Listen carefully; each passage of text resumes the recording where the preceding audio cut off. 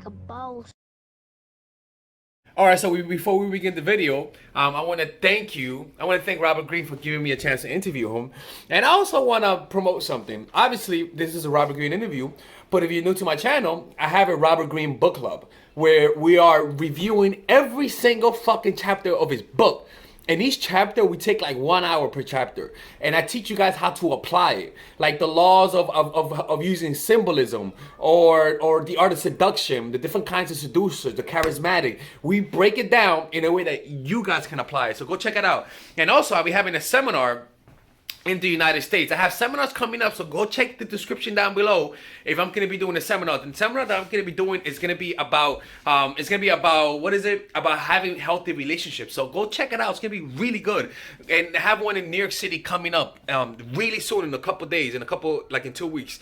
Check the description down below before the tickets sell out, okay? Because once it sells out, we're limited. We have a limited space. Let's begin this. And it's because, like you said in your book, in the laws of human nature, is that the reason why most people don't do this is because they're selfish. They're thinking about themselves, about their own needs, and they don't know. And the reason why they're not unpredictable is not because they can't, or because they don't want to. They're too anxious, you know.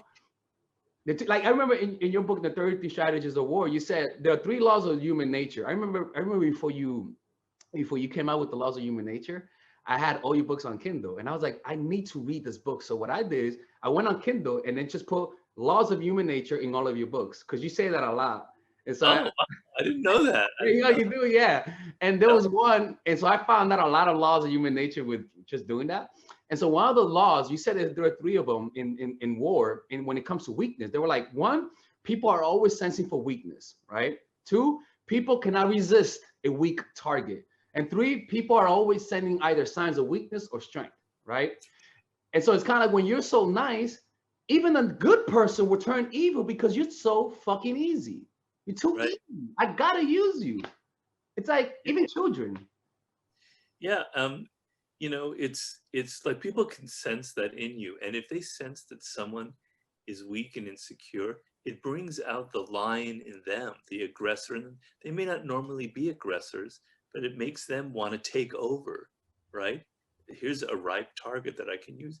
And you'll notice in your life that nothing is actually this or that. Everything's kind of a mix of things. Yeah. So for me personally, I'm a relatively aggressive person. I'm not the most aggressive, but I have that side of me. I'm competitive. So in front of some people, though, I can be extra competitive and extra aggressive because they make me feel that way. And then I go see somebody else who's much more aggressive than I am, and it makes me shy and timid, and I become a different person. How you think about yourself it causes the reaction in the other person, right? You don't realize how much you are responsible for how people treat you, how people look at you.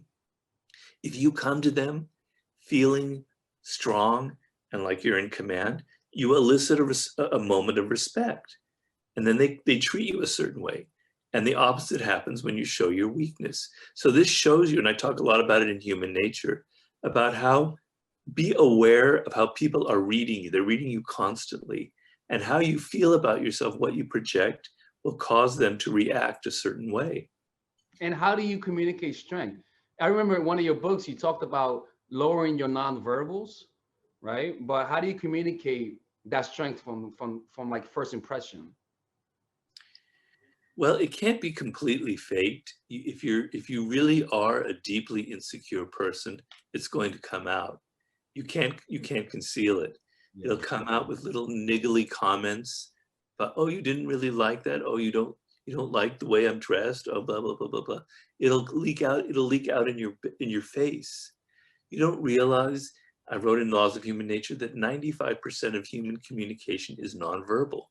Yeah. And you're not aware of it yourself, but you yourself are always reading other people in this way. So if you're massively insecure, it'll show in your eyes. It'll show in your tense kind of smile, that kind of smile like that, right? It'll show in your body language. You can't really conceal it. So you have to go through a process of feeling confident about yourself. And that's not easy. I talk about it in all of my books.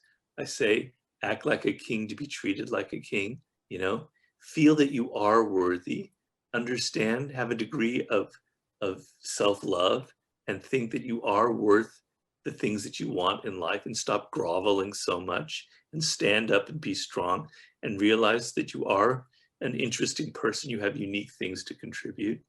And from a position of strength, then it's much more easy to project that. And then after that, you have to understand some basics. So I know on a podcast I have to talk a lot, but in general, talking a lot is a sign of weakness, Yeah. right? It shows that you can't control yourself, that you can't control your tongue. You just want to go on and on talking about this, that, and the other. It's a number one sign of insecurity, right? So the ability to be quiet, to be silent, to let the other person talk is a sign of inner strength, of confidence. And not only is it a good sign for you, letting the other person talk more allows you to learn more about them and their psychology, so you can get out of your own little shell, right? And it makes you look like you're somebody who's empathetic because you're listening so much. So these are signals that reveal, you know, a degree of inner confidence. In seduction, I have a chapter on charisma and charismatics. Love that chapter. Yeah. Well, I compare it to a charismatic is someone who has like a light bulb inside of them.